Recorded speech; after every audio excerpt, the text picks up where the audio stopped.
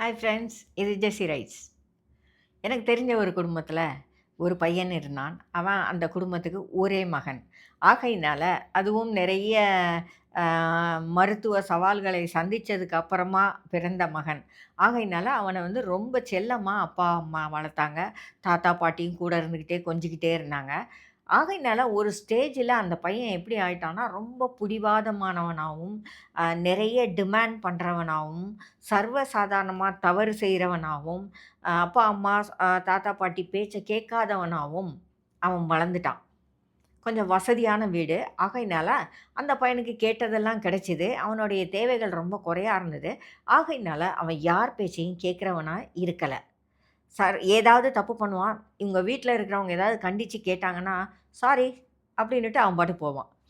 கார கொண்டு போய் எங்கேயோ இடிச்சு போலீஸ் ஸ்டேஷன்லேருந்து ஆ கூப்பிட்டு அனுப்புவாங்க. பேரண்ட்ஸ் போய் ஃபைன் கட்டி அவன வெளிய எடுத்துட்டு வருவாங்க. "சாரி டாட், இனி அப்படி நடக்காது" அப்படின்னு சொல்லிட்டு போவான். அடுத்த 1 வாரத்திலேயே அவன் பைக்க கொண்டு போய் எங்கேயாவது விட்டுருப்பான். இப்படி தொடர்ந்து அவங்க பண்ணிக்கிட்டே அந்த பையன் பண்ணிக்கிட்டே இருந்தான். அது வந்து ஒரு லெவலுக்கு மேல வீட்ல இருக்கிறவங்க எல்லாரையும் ரொம்ப ஃப்ரஸ்ட்ரேட் பண்ணிருச்சு. என்ன இந்த பையன் எதுக்குமே அடங்க மாட்டேங்கிறானே அப்படின்னு சொல்லி. கடைசியில அவங்க பெரியவங்கலாம் சேர்ந்து என்ன பண்ணாங்கன்னா, 1 வாரம் அவனுக்கு வீட்ல யாருமே சோறு போடல. அவங்க அப்பா அவனுக்கு பாக்கெட் மணி குடுக்கல. அவனுக்கான விஷயங்கள் எதையுமே யாருமே செய்யல. பாதி நேரம் யாருமே வீட்ல இருக்கல. இதுல அவனுடைய பர்த்டே வேற குறுக்க வந்தது. அவன் பர்த்டே அன்னைக்கு வீட்ல யாருமே கிடையாது. டேபிள்ல சாரி அப்படின்னு ஒரு அட்டையில எழுதி வச்சுட்டு, அவங்க எல்லாரும் வெளிய போயிட்டாங்க. அவனுக்கு ரொம்ப கோவம். அன்னைக்கு நைட்டு இவங்கலாம் வர வரைக்கும் வெயிட் பண்ணி அவங்க கூட சண்ட போட்டான். "உங்க மகனுக்கு, உங்க பேரனுக்கு பர்த்டே. நீங்க எப்படி சாரின்னு எழுதி வச்சுட்டு வெளிய போவீங்க?" அப்படின்னு சண்ட போட்டான்.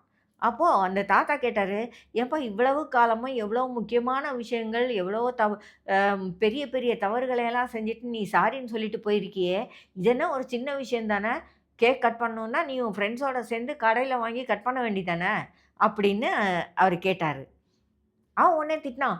"ஃப்ரெண்ட்ஸோடலாம் நான் கட் பண்ணிட்டேன். ஆனா நீங்க செஞ்சிருக்கணும்ல. நீங்க ஏன் அத செய்யல?" அப்படின்னு.